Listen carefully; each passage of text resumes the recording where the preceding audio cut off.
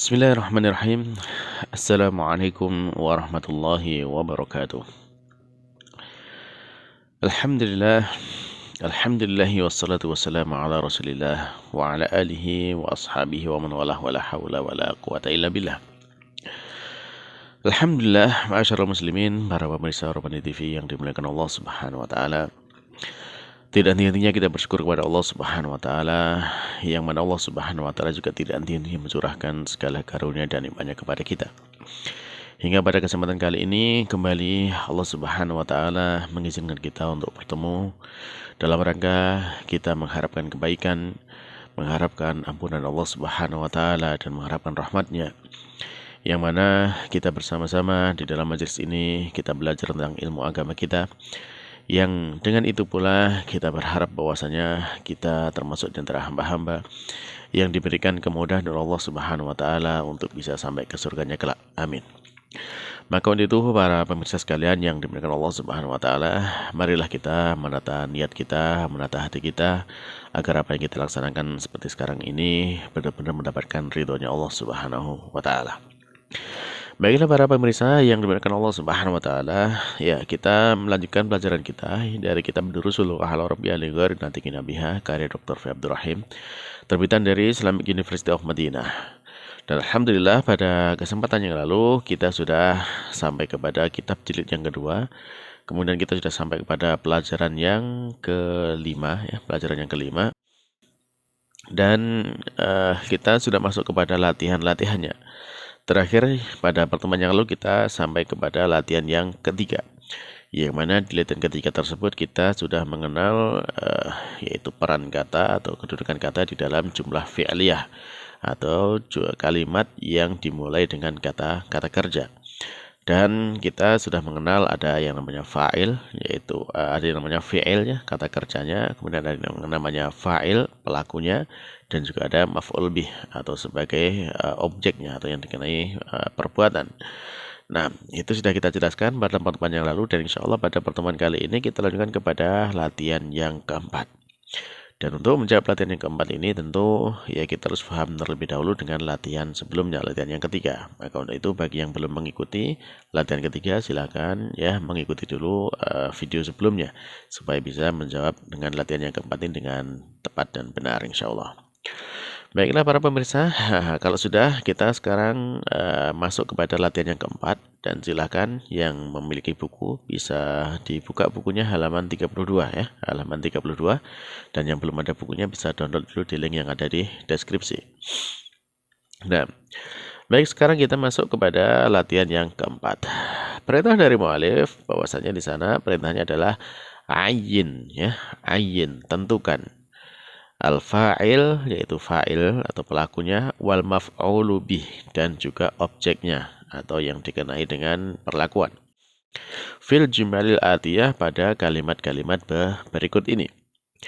Untuk khoton wahidan ya, letakkan satu garis bawah ya, satu garis bawah tahtal fa'il, di bawahnya fa'il, satu garis saja di bawahnya fa'il, wa khotoini ya, dan dua garis tahtal maf'ul bih, di bawahnya maf'ul bihnya.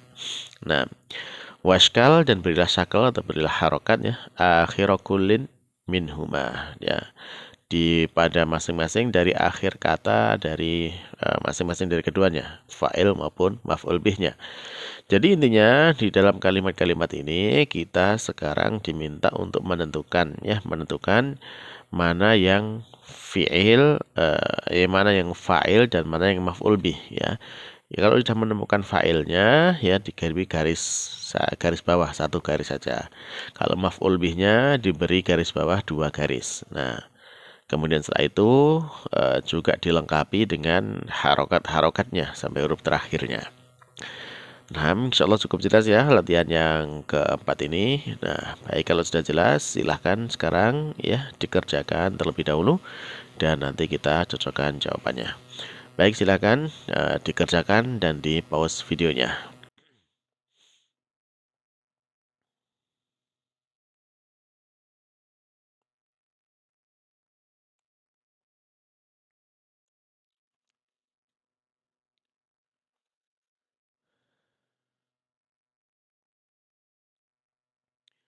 Nah, para pemirsa sekalian yang dimuliakan Allah Subhanahu wa taala, alhamdulillah kalau sudah selesai ya. Kalau sudah selesai kita lanjutkan untuk membahas atau membaca jawaban-jawaban dari latihan keempat ini. Nah, baik ya, kita mulai dari soal nomor 1. Soal nomor 1 di situ ada kalimat kasaro ya, atiflu al-qalama. Ya, kasaro atiflu al-qalama. Nah, untuk memberikan harokat terakhir, ya pertemuan yang sudah kita jelaskan ya, kalau fa'il dia itu kan kedudukannya marfu ya, marfu yang ditandai dengan dhammah, secara umum tadi dengan dhammah. Adapun maf'ul bih dia adalah mansub ya, kedudukannya nasab dan dia secara umum ditandai dengan fathah. Sehingga di sini kalau kita membaca kasaro atiflu al-qalama, ya sudah jelas ya, yang marfu mana, yang itu dan dhammah, dan yang mansub mana, yaitu yang berharakat fathah. Nah, sehingga kita mendapatkan atiflu. Atiflu itu marfu. Ya, berarti kenapa dia marfu? Karena dia adalah fa'il ya. Ya, atiflu ismun marfu'un wa alamatu raf'ihi ad-dhammah adz-dhahirah ya. Jadi itu isim marfu, tanda marfu'nya adalah dhammah yang jelas ya. Li'annahu karena dia adalah fa'il, dia adalah fa'il. Maka kalau dia fa'il berarti diberi garis bawah satu ya. Satu garis bawah.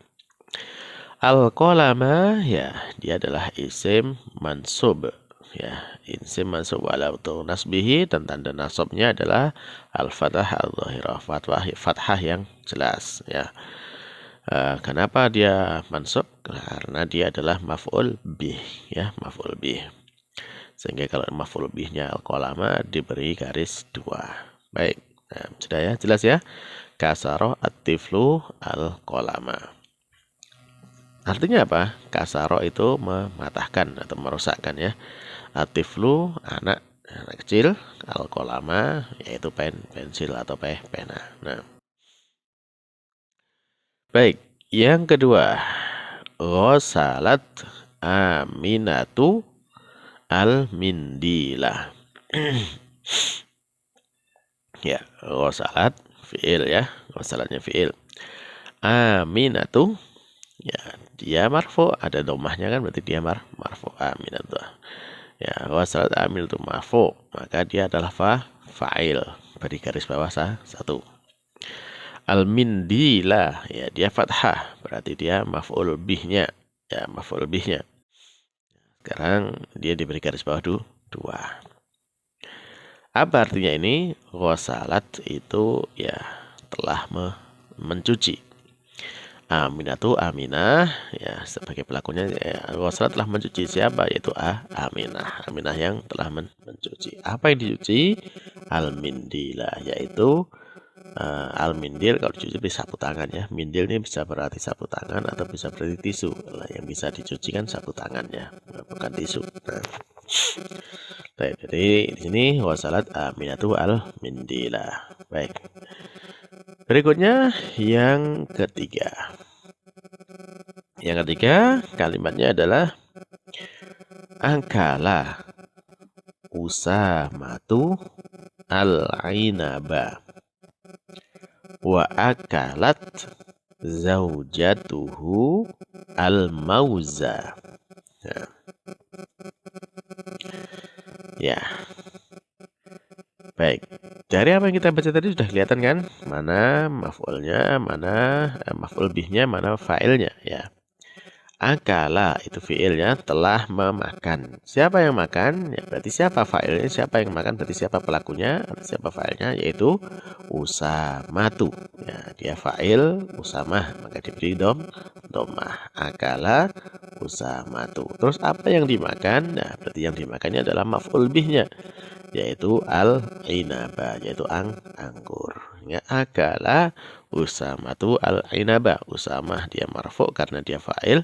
Kemudian al-inaba dia mansub karena dia maf'ul bih ya. Al-inaba. Baik, berikutnya wa akalat. Wa ini ya, huruf ataf ya, kata sambung. Kemudian akalat ya fi'il ya, akalat fi'il.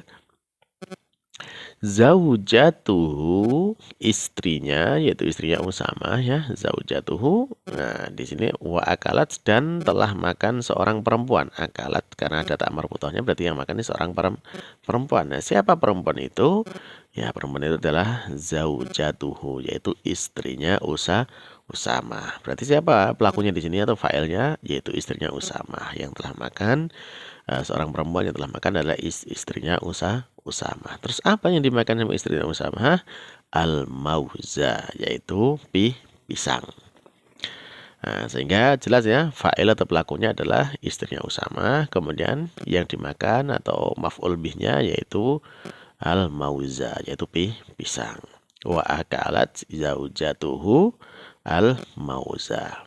Nah, taib yang keempat ya, syaribat ya, syaribat al-baqaratu al-ma'a. Nah, ya. Di sana kalau kita lihat soal yang keempat ini kan syaribat taknya itu ada dua tanda ya, bisa ada sukun, bisa ada kasroh. Kenapa demikian? Ya, kenapa demikian ya? Ini karena apa? Karena setelahnya kata syaribat, ini aslinya kan syaribat sukun, aslinya kan gitu. Setelahnya ada huruf sukun lagi, yaitu ada lam komariah di situ, al-baqaratu. Nah, sehingga kalau disambung sukun ketemu sukun dalam bahasa Arab tidak bisa. Jadi makanya kemudian kalau kita dibaca terpisah kan syaribat al-baqaratu. Nah, sementara al atau hamzah wasal itu kalau dia dibaca nyambung dia gugur, dia tidak terbaca. Maka ketemunya sukun ketemu sukun, ya tak sukun bertemu dengan lam sukun. Maka itu tidak bisa dibaca dalam bahasa Arab. Akhirnya sebagai solusinya ya maka sukun yang pertama itu dihidupkan dan diganti dengan kasroh. Maka dibaca syaribatil ya, syaribatil baqaratul ma'a. Nah, syaribatil baqaratul ma'a. Nah, semoga difahami ya. Di sini mengapa ada tanda sukun dan ada tanda kasroh. Baik, dari kalimat ini ketahuan kan mana yang dhammah berarti dia apa namanya? Fa'il ya, fa'il. Dan yang mana yang fathah berarti dia maf'ul bih. Syaribat ya telah minum.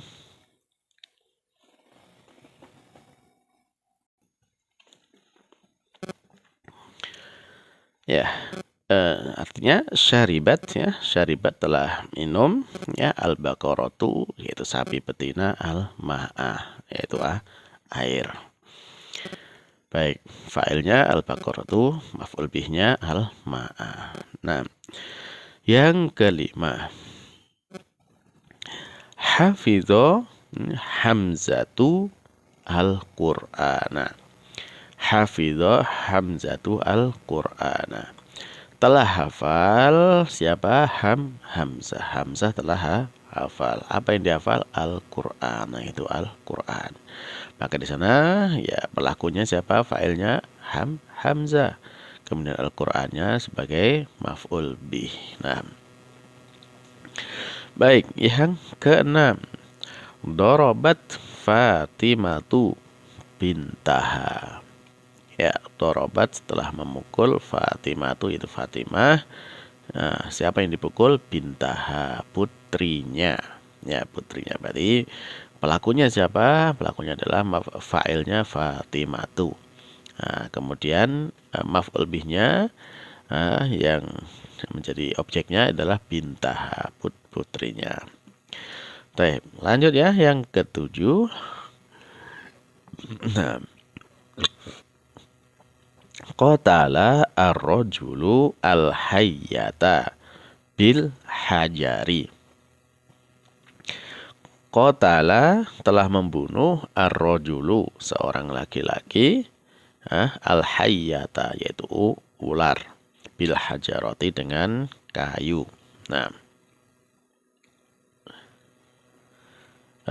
afan dengan batu ya, dengan batu. Ya, jadi di sini apa ketahuannya Yang fa'ilnya pelakunya yang dhammah. Mana yang dhammah itu ar-rajulu ya, telah membunuh, berarti pelakunya adalah ar-rajulu, seorang laki-laki. Al-hayyata dia sebagai objeknya karena maf'ul bih ya, dia mansub fathah. Nah, terus keterangannya bil hajari dengan batu. Baik. Yang ke-8 ya, sami'a Bilalun ya al-adana wa dhahaba ilal masjidi. Ya. Sami'a telah mendengar. Siapa yang telah mendengar? Bilalun, yaitu Bilal. Bilal telah mendengar apa yang didengar? Al-adana, yaitu adzan. Wa dhahaba, dan dia pergi ilal masjidi ke masjid. Nah, ya, jelas di sini ya. Siapa fa'ilnya? Yaitu Bilal. Maf'ul bihnya apa? Yaitu al-adzan. Nah, yang ke-9 ya. Katabal mudarrisu ad-darsa 'ala saburati. Kataba telah menulis. Siapa yang telah menulis? Yaitu al-mudarrisu, Pak Guru ya. Pak Guru berarti Pak Guru sebagai pelakunya, al-mudarrisu sebagai fa'ilnya. Apa yang ditulis? Nah, yang ditulis itu adalah maf'ul bihnya atau objeknya, yaitu ad-darsa, pelajaran. Sehingga maf'ul bihnya ad-darsa. Ala saburati, di papan tulis. Nah, terakhir yang ke-10 ya, fatahal baqalu ad-dukkana fis sa'ati tsaminati. Nah, Fataha telah membuka al-baqalu, yaitu pedagang ya, pedagang. Ad-dukana, toko. Ya, al-baqal itu kayak semacam pedagang peracangan gitu, pedagang yang macam-macam barang yang dijual. Ad-dukana itu tokonya. Fisa atis saminati, pada jam 8. Nah, di sini jelas ya, al-baqalu dia dhammah ya, berarti dia marfu. Kenapa? Karena dia adalah fa'il pelakunya. Ad-dukana dia mansub dengan tindakan fathah. Ya, kenapa? Karena dia maf'ul bihnya. Nah, alhamdulillah.